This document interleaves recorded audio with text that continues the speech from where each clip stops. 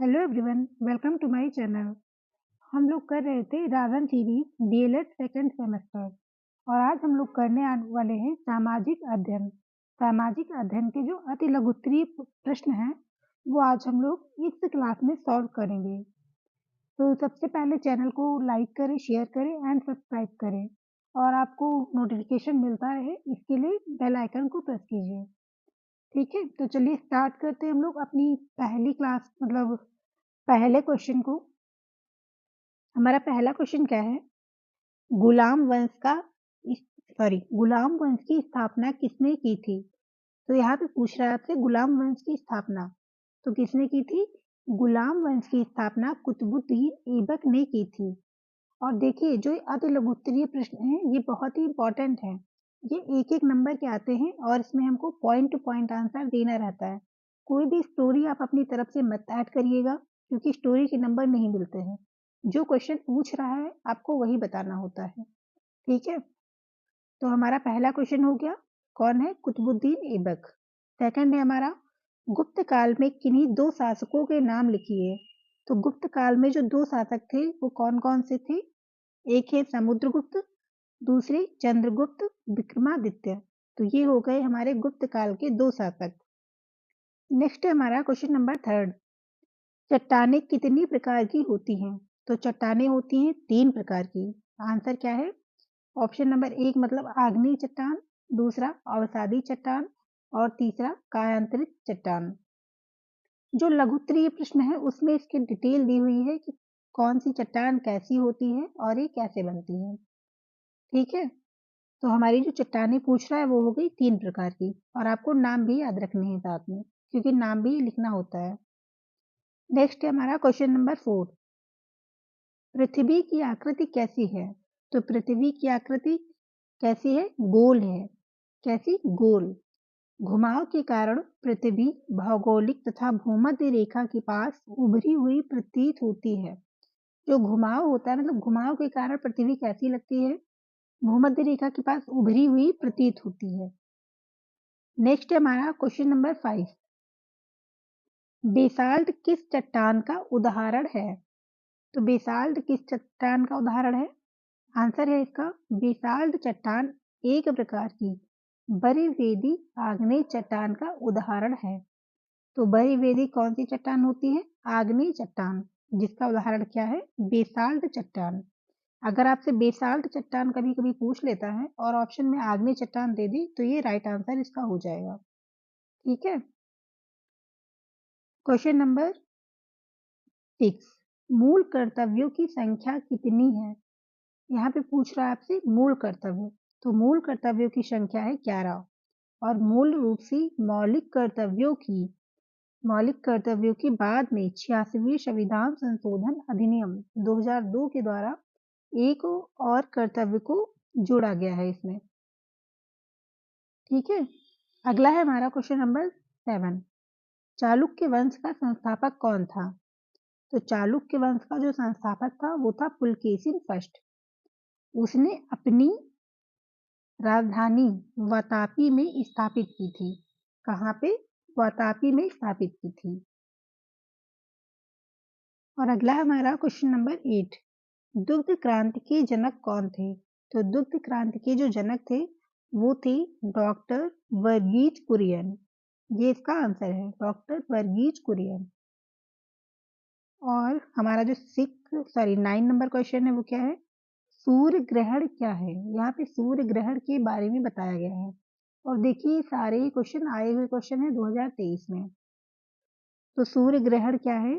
सूर्य ग्रहण एक प्रकार का ग्रहण है जब चंद्रमा पृथ्वी और सूर्य के मध्य से होकर गुजरता है। जो पृथ्वी है चंद्रमा है, तो पृथ्वी और सूर्य के मध्य से मतलब पृथ्वी ये हो गई और सूर्य ये हो गया और चंद्रमा जब यहाँ से गुजरेगा तो क्या हो जाएगा? पृथ्वी से देखने पर सूर्य पूर्ण या आंशिक रूप से चंद्रमा तथा आच्छादित होता है, तब यह सूर्य ग्रहण कहलाता है। ठीक है, समझ में आया? सूर्य ग्रहण किसे कहते हैं? ये परिभाषा आप लोगों को याद कर लेनी है और जैसे क्वेश्चन में पूछे आपको ऐसे ही आंसर दे देना है। अगला है हमारा क्वेश्चन नंबर 10, मौलिक अधिकारों से आप क्या समझते हैं? तो मौलिक अधिकार उन अधिकारों को कहा जाता है जो व्यक्ति के जीवन के लिए मौलिक होने के कारण संविधान द्वारा नागरिकों को प्रदान किए जाते हैं। जो संविधान के द्वारा जो नागरिकों को मतलब अधिकार प्रदान किए जाते हैं, वो होते हैं मौलिक अधिकार जीवन जीने के लिए, जिससे किसी को परेशानी ना हो और आप भी अपनी जो जीवन है उसको अच्छे से यापन कर सकें। वो होते हैं मौलिक अधिकार। नेक्स्ट है हमारा क्वेश्चन नंबर 11। मृदा अपरदन से आप क्या समझते हैं? तो मृदा अपरदन क्या होता है?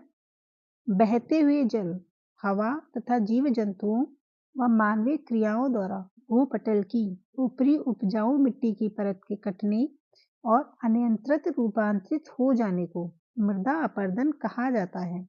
जब बाढ़ आती है तो वहां पर जो मिट्टी होती है, तो पेड़ के पास की जो मिट्टी होती है या फिर दूसरी मिट्टी होती है, वो पानी में बह जाती है।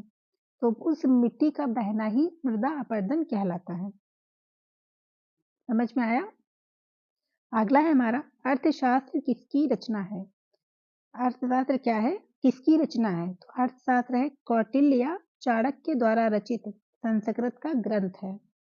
अर्थशास्त्र एक ग्रंथ है जो कि कौटिल्य या चाणक्य द्वारा रचित है संस्कृत में, जिसमें राज्य व्यवस्था, कृषि, न्याय एवं राजनीति के विभिन्न पक्षों का विवरण है।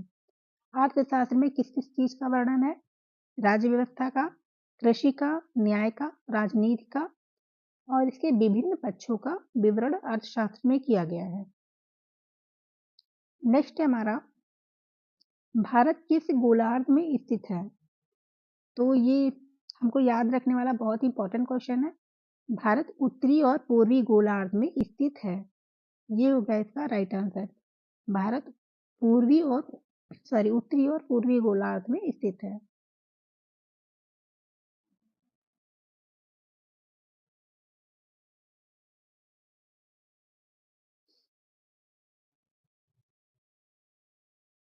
नेक्स्ट क्वेश्चन है हमारा क्वेश्चन नंबर 14।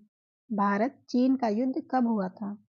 तो इसका आंसर होगा भारत चीन का युद्ध सन 1962 में हुआ था। ये इसका आंसर हो जाएगा।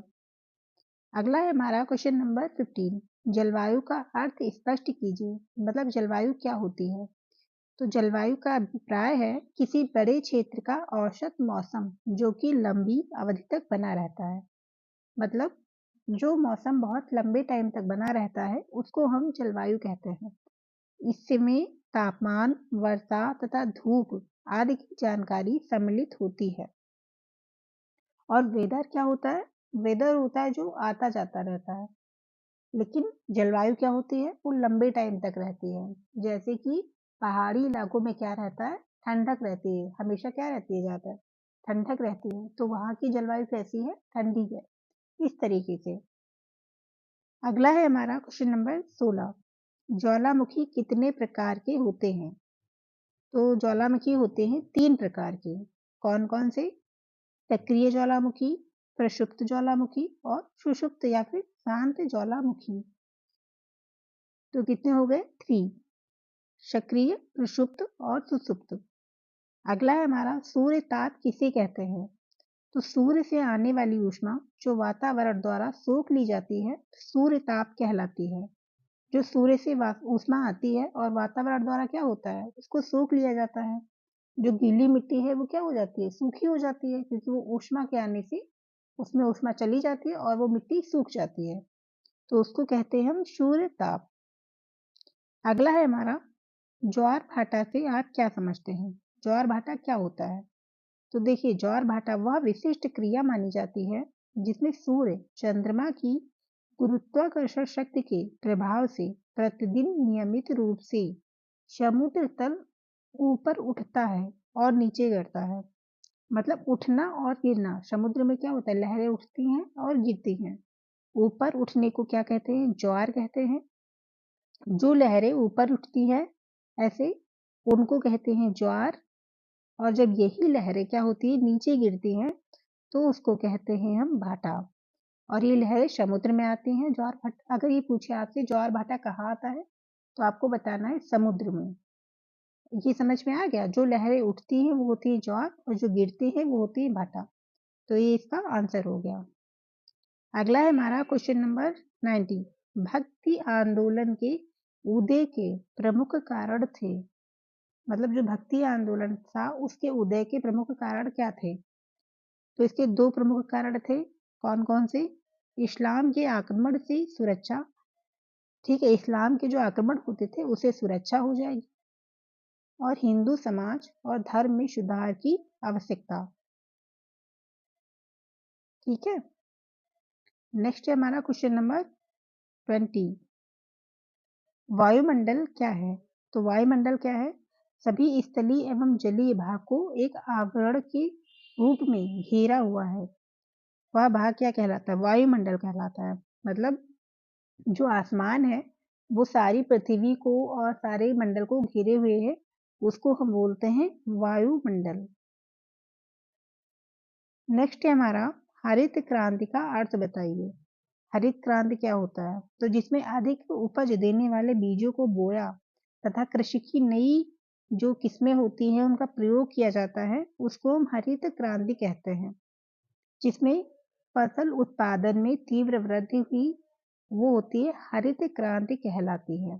जैसे नई जो फसलें बोते हैं उसमें नई नई चीजें, बीज या फिर जो भी चीजें उसमें डालते हैं उसको हम हरित क्रांति कहलाते हैं। मतलब खेती को, अपनी फसलों को और ज्यादा अच्छा करने के लिए हम ये सारी चीजें करते हैं। तो हरित क्रांति किससे संबंधित है? कृषि से। और इसके जो हरित क्रांति कौन लाया था, तो हमने पीछे पढ़ा हुआ ये क्वेश्चन, आप लोग देख लीजिएगा। नेक्स्ट है हमारा क्वेश्चन नंबर 22। अपर्दन किसे कहते हैं? तो अपर्दन क्या होता है? वह प्राकृतिक प्रक्रिया जिसमें चट्टानों का विखंडन और परिणाम जो निकले ढीले पदार्थों का जो जल होता है, पवन इत्यादि प्रक्रमों द्वारा स्थानांतरित होता है, वो होता है विखंडन। जब चट्टान नीचे विखंडित होते हैं, गिरते हैं, तो उसको हम लोग विखंडन या फिर अपर्दन बोलते हैं। अगला है हमारा आग्नेय शिला किसे कहते हैं? तो जिसकी रचना धरातल के नीचे स्थित तप्त एवं तरल चट्टानी पदार्थ के ऊपर आकर स्वर्याकार लावा पृथ्वी के रूप में निकलकर अथवा ऊपर उठने के क्रम में सतह या सतह के ऊपर ठंडे होकर ठोस रूप में आ जाने से होती है। ये होती है आग्नेय शिला। मतलब आग्नेय शिला ऐसे बनती है। तो हमने कर लिए हैं आज 23 क्वेश्चन। आगे के क्वेश्चन हम लोग करेंगे अगली क्लास में। तब तक के लिए थैंक यू।